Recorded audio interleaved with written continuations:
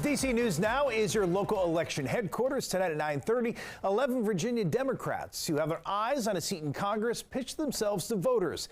They're all running to fill the seat currently held by Jennifer Wexton in Virginia's 10th Congressional District.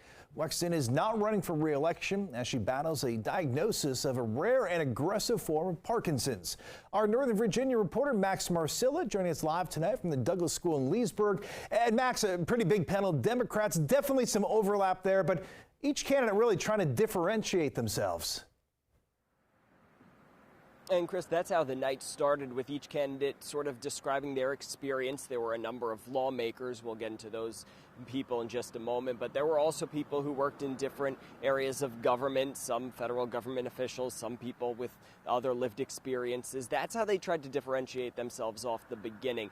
But really what we saw throughout an event tonight was people who lined up ideologically on a lot of the issues, but had sort of different perspectives on how to tackle them as a way to try to separate themselves in this crowded field. The themes of the night, as we mentioned, they overlapped. One of the most often talked about topics among these Democrats was how they wanted to ensure reproductive rights remained, not just here in Virginia, but of course across the country if they were to be elected in Congress. We mentioned there's a number of Virginia lawmakers running in this field. They include State Senator Suha Subramaniam and Jennifer Boysko, delegates David Reed, Michelle Maldonado, and Dan Helmer, and former Speaker of the House Eileen Fillercorn. So after the hour-and-a-half-long panel wrapped up, we wanted to hear from voters what they thought tonight helped them with. You're going to hear from one voter, but first we're going to play a clip from our interview with Loudoun County NAACP President Pastor Michelle Thomas, the moderator and organizer of tonight's panel.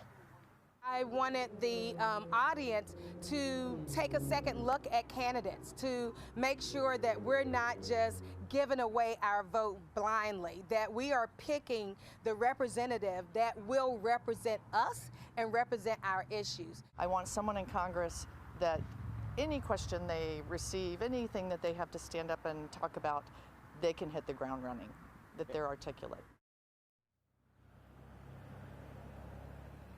And a lot of these topics, again, maybe some different ways for how to tackle them, but they remained pretty consistent. Things like gun violence, things like housing, health care, inflation, those were things brought up all throughout the night. The one area where there was some difference of opinion was actually the first question, where Pastor Thomas asked the candidates to raise their hand if they supported or would support, as a member of Congress, a ceasefire in the Israel-Hamas war. 7 of the 11 candidates who were here did raise their hand. Of course, that means 4 didn't. There are 4 Republicans running in this race in the primary in June for a chance to take on one of these 12 total Democrats in November.